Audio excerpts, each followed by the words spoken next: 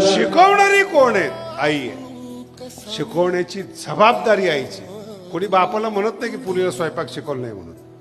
मग सगळ्या बायांना विचारा, तुला कोण आवडतं? पप्पा. कधी बापावर प्रेम कशा तो बोलतच नाही. दुसऱ्याच्या घरी जाणारी पोरगी काय बोला म्हणून तू जाऊ दे म्हणतो. ते न बोलल्यामुळे आई सारखी मागं लागते स्वयंपाक शिक. त्या मुलीला असं वाटतं हीच सासू आहे.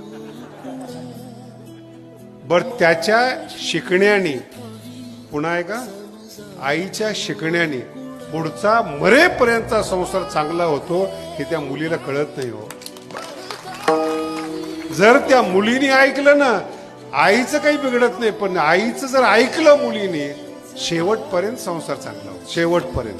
माझ्या आईने असं शिकवलं, माझ्या आईने असं वागायला शिकवलं, शेवटपर्यंत संसार चांगला होतो. ती शिकवणे. आणि संसार चांगला झाला ना,